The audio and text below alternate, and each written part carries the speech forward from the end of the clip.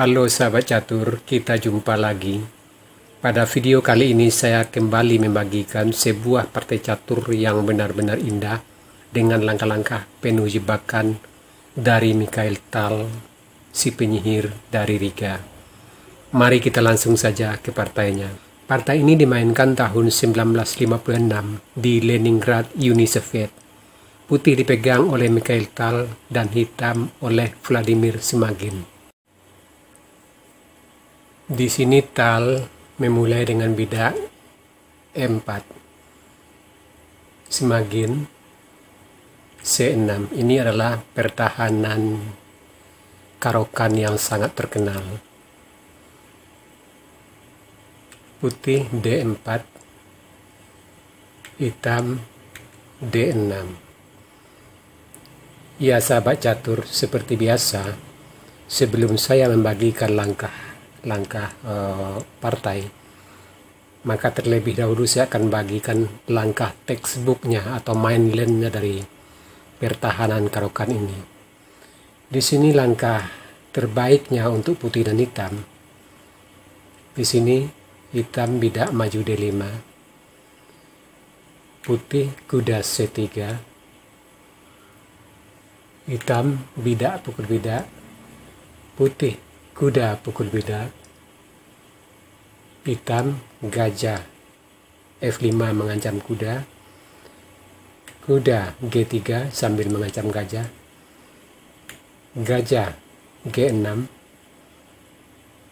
bidak H4, rencana menjebak gajah ke H5, bidak H6 membuat persembunyian gajah, putih kuda F3 pengimbang buah, hitam kuda D7 juga pengimbang buah, putih bidak H5 mengancam gajah, gajah H7, putih gajah D3 mengajak pertukaran gajah, hitam gajah pukul gajah, menteri pukul gajah, putih bidak E6 untuk membuka gajah di F8, gajah F4 pengimbang buah, kuda G F6 juga pengimbang buah, putih rokade, hitam menteri A5 mengincar bidak A2, raja B1 melindungi bidak, gajah E7 persiapan rokade,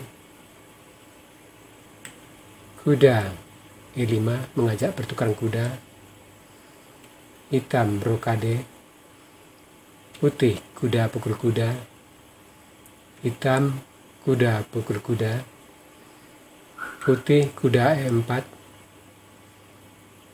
hitam kuda F6, putih bidak G4 melakukan tekan mesra raja, hitam benteng A D8, putih benteng H G1, hitam kuda pukul kuda, putih menteri pukul kuda, hitam menteri D5 mengajak pertukaran menteri, putih menteri E2, hitam benteng D7. Nah sahabat catur, inilah langkah mainlandnya sebanyak 20 langkah dari pertahanan Caro-Kann ini. Kenapa saya bagikan ini sampai 20 langkah? Sebab pertahanan Caro-Kann ini paling banyak dimainkan di tingkat master sampai grandmaster. Artinya bila Anda sanggup sampai ke 20 langkah ini bertemu grandmaster, sejamin Anda tidak akan kalah melawan grandmaster tersebut. Ya sahabat catur, kita kembali ke posisi partai.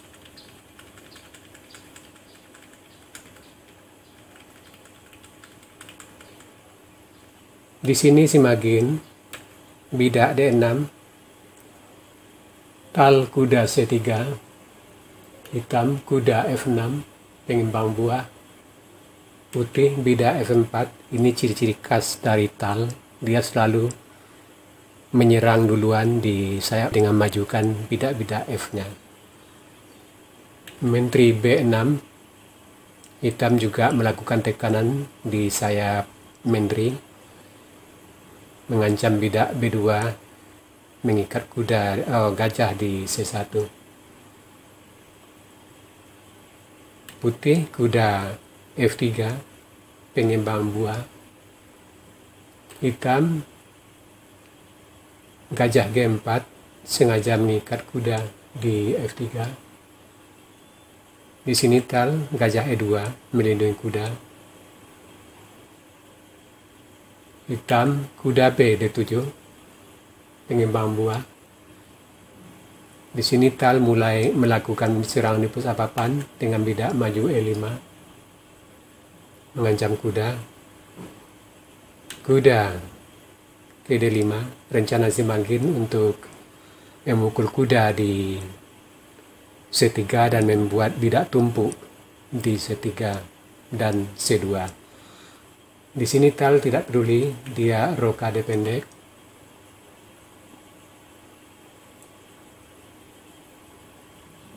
Simagin kuda pukul kuda, tal bidak pukul kuda.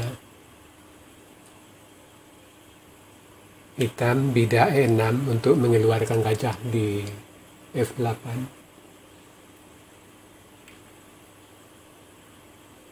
Tal kuda G5 mengajak pertukaran gajah.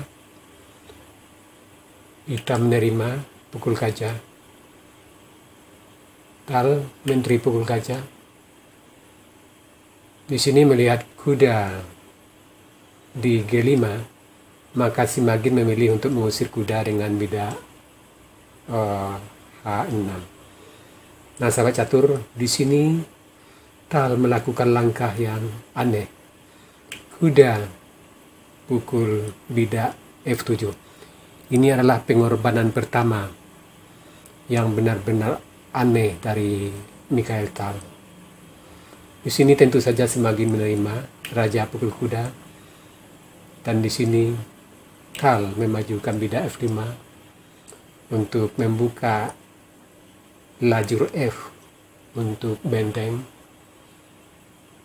Di sini Simagin bidak pukul bidak gratis di E5 karena bidak D4 terikat oleh menteri di B6. Di sini tal bidak pukul bidak double skak. Simagin raja pukul bidak E6. Di sini tal kembali melakukan langkah aneh. Benteng B1. Dia mengorbankan benteng. Ini adalah pengorbanan yang kedua.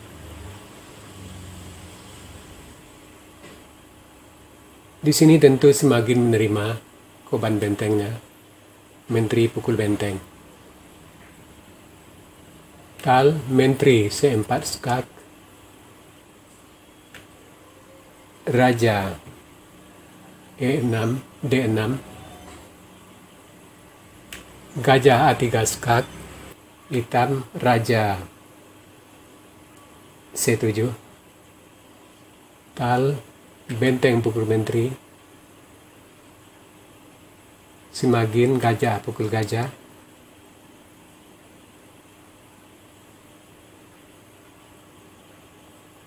Tal menteri B3 mengancam gajah. Tentu gajah ke E7. Menteri pukul bidak B7 skak. Raja D6. Putih bidak pukul bidak skak. Kuda pukul bidak. Benteng D1 skak. Hitam raja E6. Tal menteri B3 skak. Raja F5. Putih benteng F1 skak. Raja E4, benteng E1 skak, Raja F5, bidak G4 skak, Raja F6, benteng E1 skak, Raja G6. Di sini tal menteri E6 skak, Raja terpaksa ke A7. Tal lebih memilih memukul kuda dengan menteri.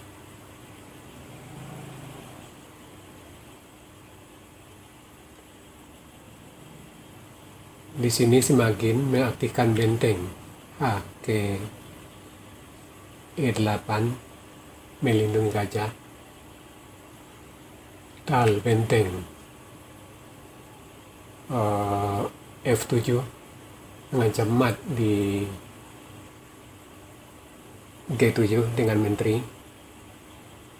Di sini tentu semakin gajah F8 mengancam melindungi mat di G7, sekaligus benteng mengancam menteri di E5. Di sini menteri skak, Raja terpaksa ke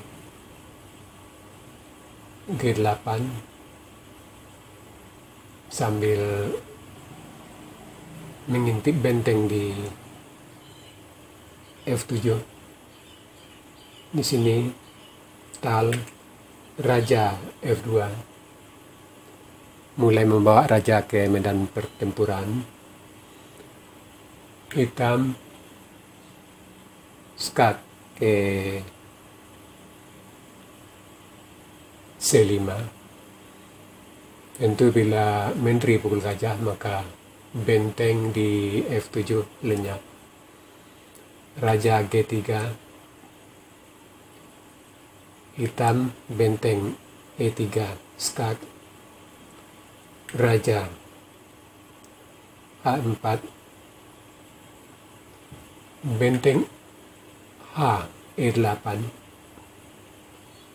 Di sini tal benteng pukul bidak G7 skak. Ini adalah pengorbanan tal yang ketiga. Di sini tentu hitam menerima raja pukul benteng dan tal menteri pukul gajah. Hitam benteng E6 untuk melindungi bidak di C6. Tal menteri pukul bidak A7 skak, raja terpaksa ke G6, menteri A8,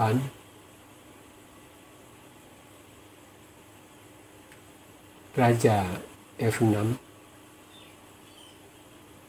tal bidak maju A4 untuk mempromosikan bidaknya. Hitam Raja E5, tal bidak terus maju E5. Semakin Raja D5, tal skak Raja E4. Tal bidak maju A6, Raja F3, bidak A7. Semakin benteng E2 mengancam mat ke A2. Tal menteri D3 skak, semakin tutup dengan benteng ke E6, ke E3. Tal menteri F1 skak, hitam raja terpaksa ke E4. Di sini tal menutup dengan skak mat menteri F5. Nah sahabat catur, itulah sebuah partai yang benar-benar indah dari Mikhail Tal. Di sini yang paling menarik, Raja Hitam tamasa keliling papan sampai 22 langkah. Hampir separuh dari langkah partai. Coba Anda hitung sendiri. Nah, sahabat catur, semoga saja partai-partai seperti ini bisa menambah wawasan catur Anda dan meningkatkan kemampuan taktik bermain catur Anda. Sekarang kita masuk sesi puzzle. Tema puzzle kita kali ini Demolition of Pawn Structure atau membongkar susunan bidak. Silakan cari langkah terbaik hitam di sini dan berikan jawaban Anda di kolom komentar. Untuk jawaban yang benar, saya akan mengepinnya agar sahabat catur lain juga akan mengetahuinya. Oke sahabat catur, sampai di sini dulu video saya kali ini. Terima kasih buat Anda yang sudah menonton. Sampai jumpa.